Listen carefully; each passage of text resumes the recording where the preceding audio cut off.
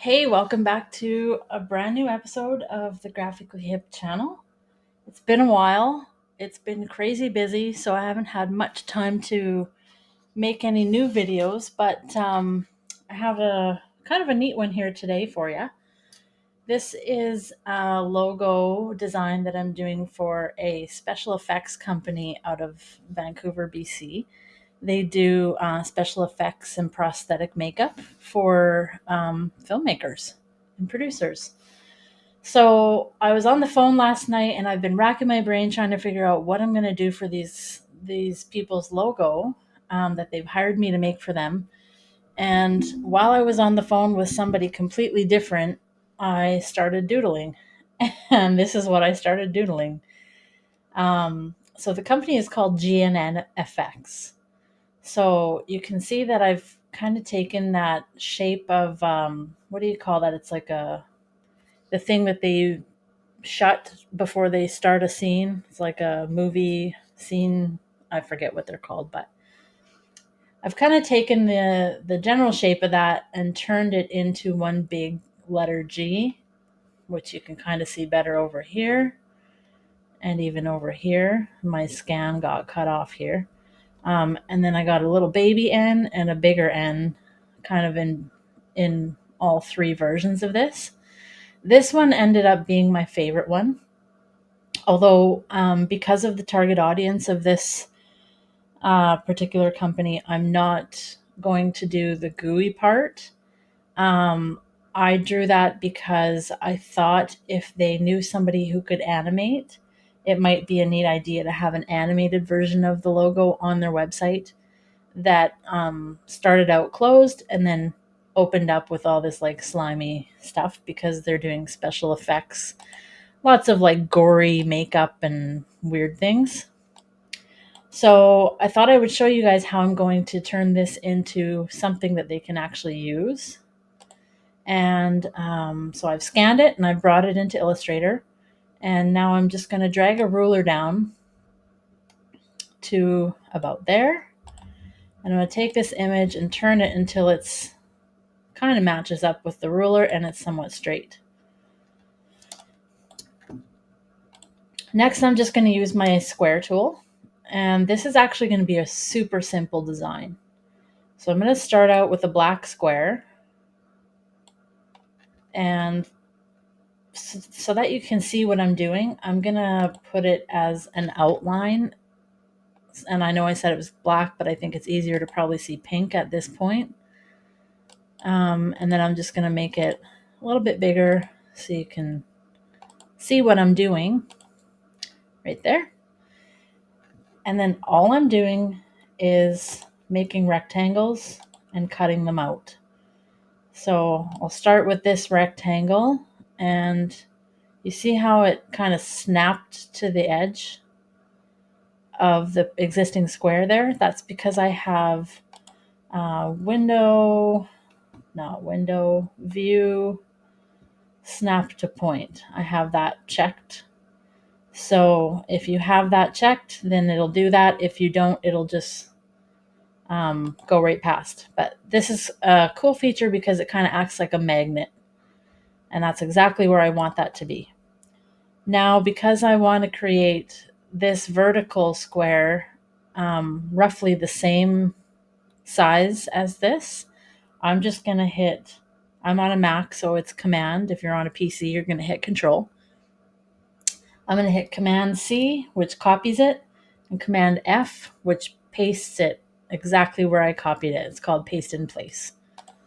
So as you can see, if I pull one away, it was right on top of the other one. Now, there's two ways to put this in place. First one is to do it like I just did. But I'm going to show you how to use the rotate tool to do this a little bit easier. So I'm just going to grab this rotate tool right here, and I'm going to click on the point where I want to rotate.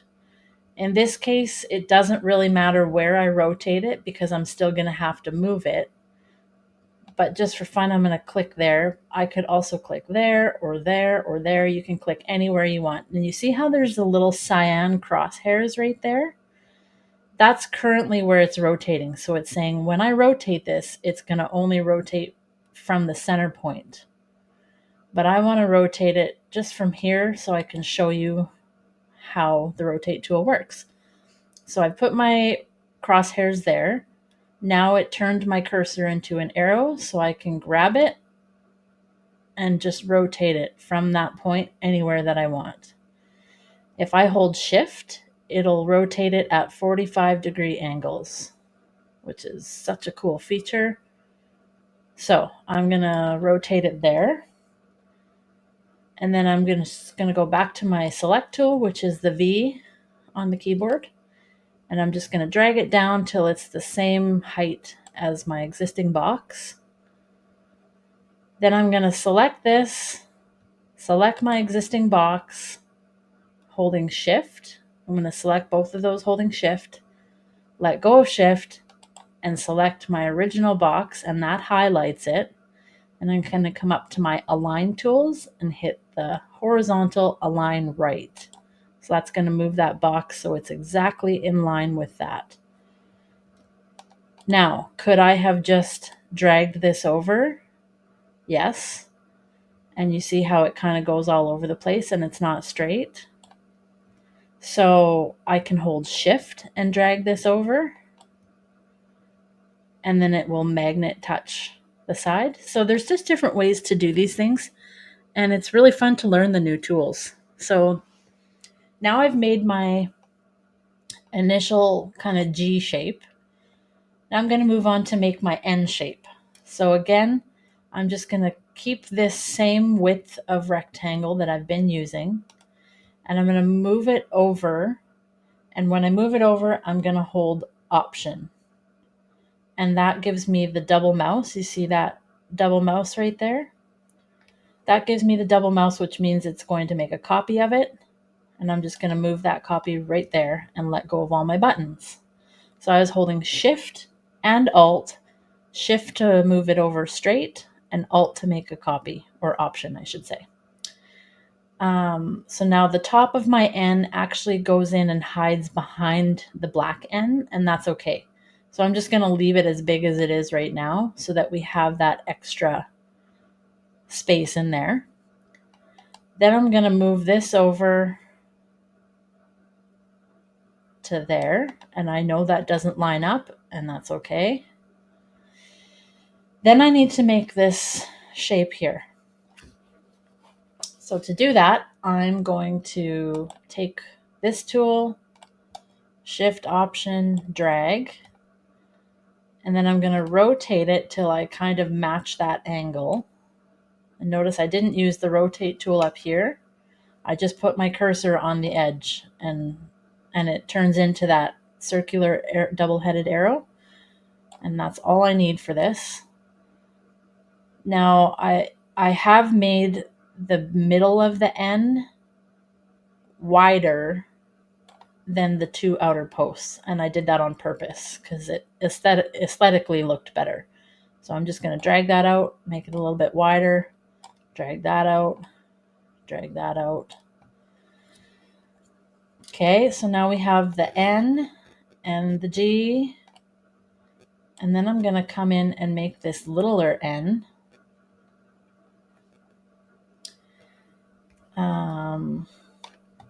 So I'm just going to use this again, Command C, Command F to make a copy, paste in place. I'm going to drag it up to make that shape. And actually, I wanted it in line with this shape, so I'm going to drag a ruler down to here. By the way, if you're not seeing these rulers up here, just hit Command R or Control R if you're on a PC, and they'll show up. There's on the left side too. So I've dragged my ruler up. Now I just want to match, because I want there to be purpose to this. It's going to... Now let me think about how I've done this. I think I'm lying to you. I think I don't want it to be that tall. Because then I won't see this area. And I want that. I kind of want that effect. So I'm going to go back where I am. And then I'm going to drag this over. to make the other post. I'm going to make a copy and rotate it till it matches. Now, I want this angle to be the exact same as this angle. So what I'm going to do is zoom way in and hit Command Y so we can see this in wireframe. I'm just going to pull my little shape over and rotate it until it matches the other one exactly. And you can see this takes a little bit of finessing, and that's pretty much exact. So now I'm just going to drag this up, and again, we're making it thicker than the posts. Okay, this is where the fun part starts. I just have to think about how I'm about to do this. So I'm going to grab, first I want to make my end shape. So I'm going to grab all of the squares that I've used to make the end shape. And just so you can see them a little bit better, I'm just going to select all of the shapes so that I can change their colors so that you can see a little bit easier which shapes I'm selecting and using. And that is my vertical. This is my horizontal. I'm going to color those green, I guess. Okay. So now we're just left with our pink overall box, which is at the very back. And I'm going to grab this shape. I'm going to draw another box here. And you'll see why in a moment. And I'm going to draw another box here. Okay. So now I want to grab all these kind of lime green shapes. Oh, I realized that I did two different greens. Oh well, you get it. And with only the green shapes selected, I'm going to grab my shape builder tool. And you see when I hover over something, it highlights it. Now when I click on that highlighted area, it will start creating the shape wherever I draw. So I'm going to start here and see how it turns it red. So it's telling me all of the things that I'm highlighting, and basically it's kind of like coloring in a coloring book. And I want to get that little guy there and that guy up there, and I think that's it. So now it's created my shape, and I'm going to turn everything green. Then I'm just going to get rid of all the shapes that I don't want. So now I have, oh, I didn't want that one. Hang on, let me fix it.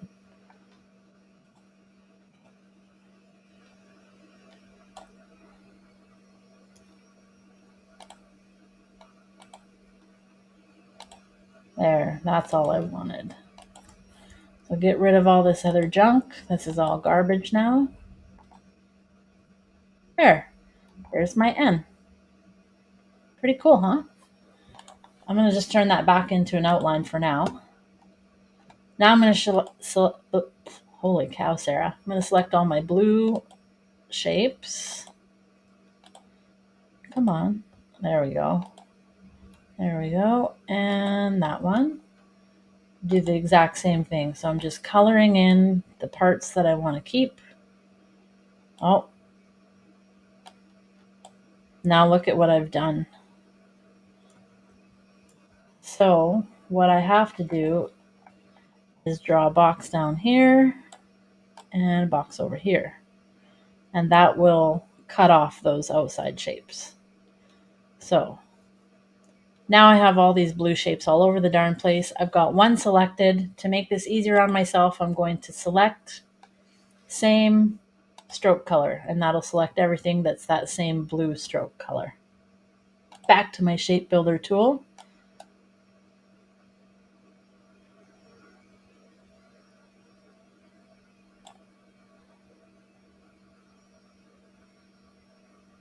Right. Okay, that's good enough for now. I'm going to get rid of all these little guys. Oops. Get rid of that. And I'm just selecting them and hitting the delete key. And you notice this funky thing, and that's okay. I'll show you what we're going to do with that after. Now I'll do these last two green shapes. And because it's not totally necessary to use the shape builder tool here, I'm just going to use the Unite. So this is in my Pathfinder tool, also found under Window Pathfinder. And I'm just going to use this first one, Unite. There, that's easier than doing it that way. Okay. This shape I want to be on top. So I'm going to color him white with a black outline. Then this shape, I want to be the same white with a black outline.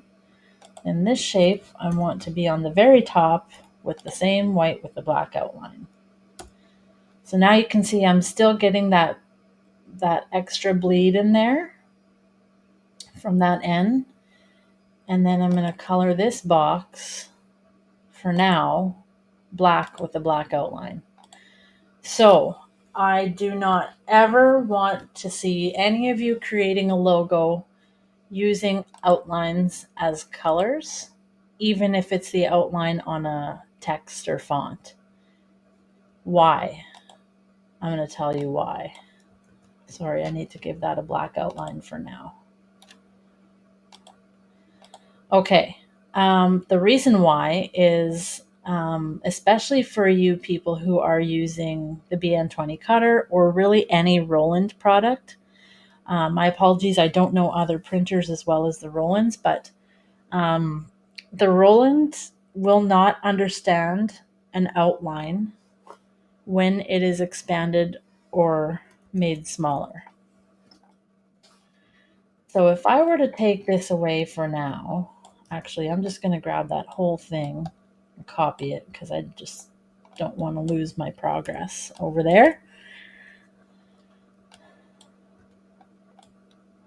Now, Illustrator understands, because I have it in my settings under Illustrator, Preferences, I think it's under Units. It is not. Performance. Oh, I can never remember where this is. Selection. Highlight, anchor. There is somewhere in here is a checkbox that says something about scaling strokes. And I don't know where it is right now, but I'm sure there's a YouTube video on that. So what I'm trying to get at is that when I expand the size of this, do you see how my black outlines grow in size? And they get smaller in size when I make it smaller.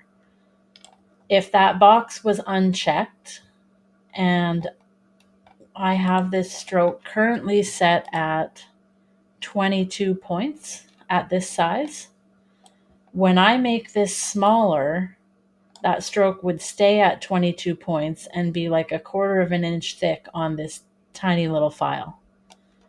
That's the Illustrator view. Roland doesn't understand any of that. So it's just going to treat this like it is, I don't remember the exact number, but I want to say like it's a hairline, which is the equivalent of 0.25 points. I'm just going to undo that. So if I were to print this right now at, what size are we here? 27 inches by 18 inches. So that's pretty huge. If I were to print it right now, it wouldn't look like this at all. It would look like this. So see, there's like barely a stroke there. And if I did that to all of it, you would see the same, which I'll do right now for you. So that's what Illustrator understands about strokes, just these tiny little lines. So the workaround for this is to select your shape. And we know about the size of the stroke that we want here. There's a couple different ways you can do this. First, you can remove the stroke and then go Object, Path, Offset Path, just like as if we were going to do bleed on a cut file. And I'm going to go 0.125, which is 1/8 of an inch. That doesn't look like enough. I'm looking down here. I'm looking to see if my offset path is going beyond. Hang on, I'm going to go down here. I'm going to turn this a different color so it's a little bit less confusing. So I want whatever black shape that I have happening coming up here, I want it to extend to here. And just make sure this shape is on top right now. So Object, Path, Offset Path. And again, we're not big enough, so I'm going to try 0.25. That's a nice number. I'm going to stick with 0.25 and color it black. Okay. So now what I essentially have is a whole other shape behind this shape. Illustrator understands that. Illustrator does not understand strokes. Roland doesn't understand strokes. So now I'm just going to do the same thing for these two shapes. I'm going to remove the strokes altogether. And I'm going to add in those other shapes. Color them black. And you can see now that I have to do a little bit of adjusting in here because I want this to look like one continuous line. So what I'm going to do is grab my end shape, this node and this node, and I'm going to hold Shift, and I'm just going to, oh, come on. I'm just going to pull them down until they match, and I'll show you maybe in close-up version. Outline mode.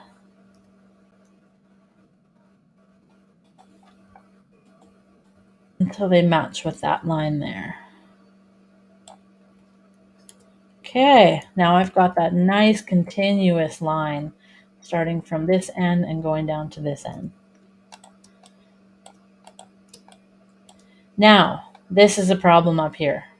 Don't like that. So what I'm going to do is select my end with that wonky thing up here. And I'm just going to grab this node for now and yank it down.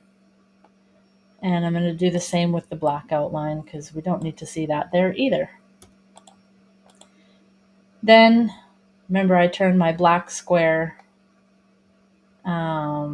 with a black outline, so I'm going to get rid of that. Oops, get rid of my outline I meant. And throw the offset path on that as well. And because I'm not a fan of what's going on right here, I'm going to fix that too.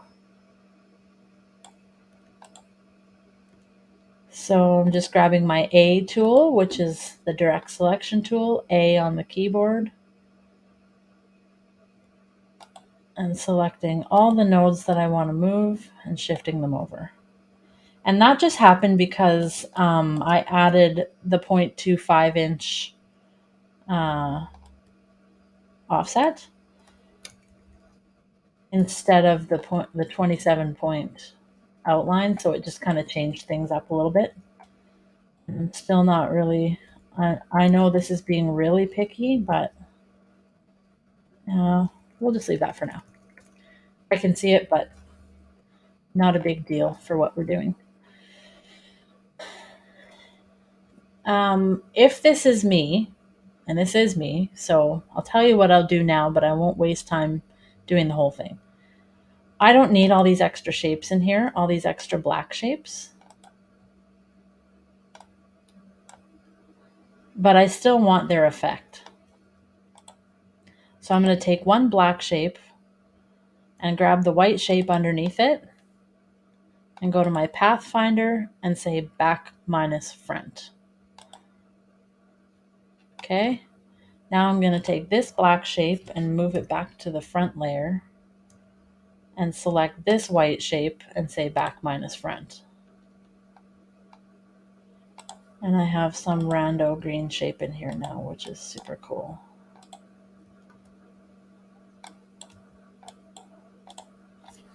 Get rid of that. There. And this one is actually completely unnecessary. Turns out I am going to show you the whole thing.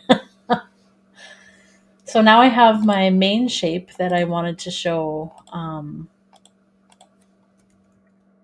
but as you can see,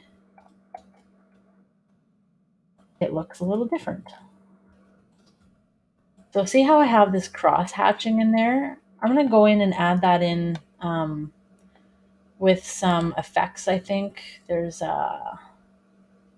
where's that?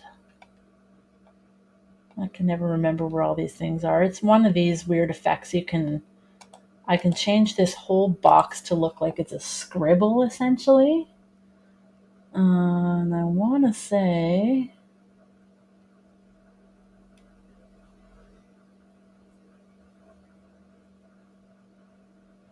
well, let's go look at the effects gallery and see. So do we want brush strokes? And this is showing us a kind of a close-up view of whatever we're about to do. I actually don't know if it's any of these. That is what I'm after, but not only on the edges. All right, let's just use that for now. It's not what I was wanting to do, but that's okay. Maybe this will look cooler. This is the fun part of Illustrator. I have a lot of designer friends who insist on doing sketches first before they design any logo. And I understand the theory behind that.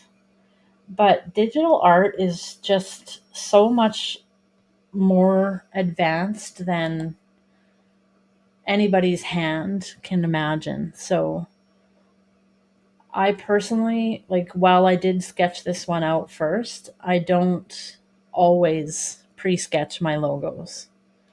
Yeah, I don't like that look. Because I find that once I get into Illustrator, I end up changing almost completely what I was going to do. And yeah, it ends up being even better. So I'm just going to, again, quickly look for that scribble. Maybe that's the one.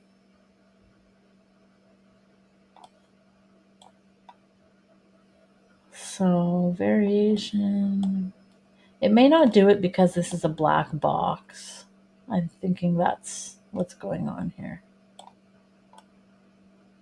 Oh, yeah, it's just doing it on the outside, which is kind of lame. Stroke width. Kind of like the look of the outside, but I wish it was following through to the inside. Oh, maybe if I go this way. I will figure that out later.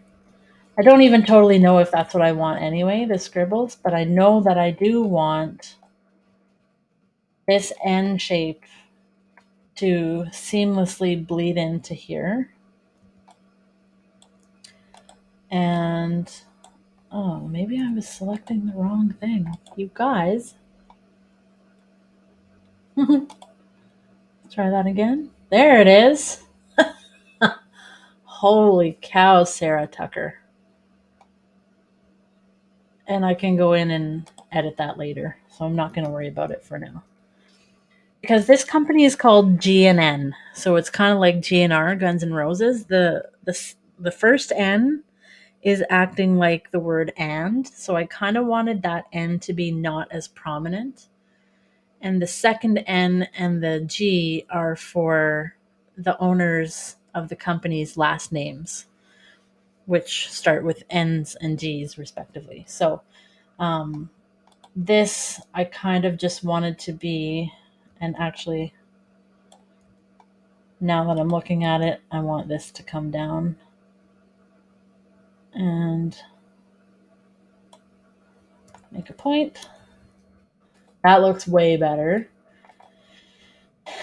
And then maybe we color that black so it looks like the drawing and it's not as obvious. See what I mean? Okay, and then I got to draw my top shape. So I'm just going to draw a box that's the same width as this box. Move that up. Grab my rotate tool and select a corner. And that's how I wanted that to go.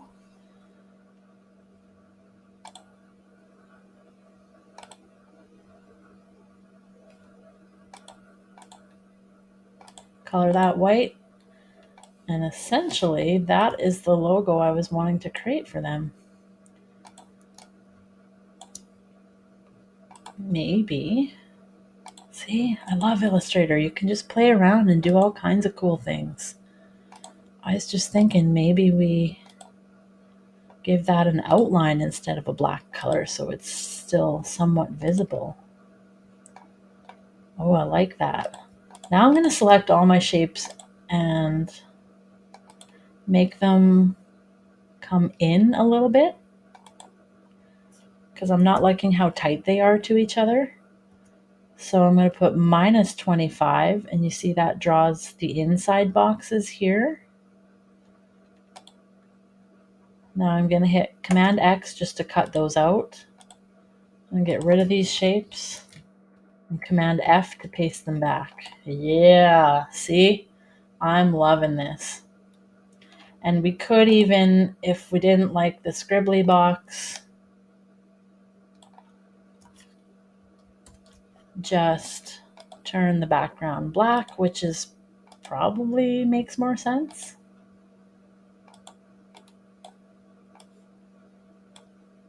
Let me know what you guys think in the comments. Was it better with or without the scribbles?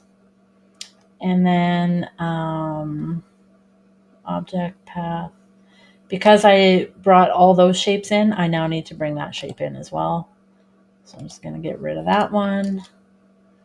This is looking really good. And this is only one idea that I have for them. I have a bunch. I just am not super liking where that's falling. You see how the width right here is greater than the width here? So I'm just going to try and match that a little better. And then I'll move this back down. Make sure that width is, yeah, that looks good. So that's the initial concept that I have for GNN effects. Now, because the word effects needs to get in there as well, I did toy around with putting the word effects up in here, but I was afraid that it was going to read wrong. It would look like effects NN, I think. So I think I would rather put it down at the bottom, and I'm going to look for a square kind of font, I think. And I'm not going to use the square font because I'm not a super huge fan of it, but just to show you what I mean by sort of a squared off font. The square font will do the trick for now. Something like that. That looks pretty hot. Anyway, hope you enjoyed this lesson on how to recreate a hand-drawn logo. And let me know in the comments what you thought. Make sure to hit like and follow. Thanks. Bye-bye.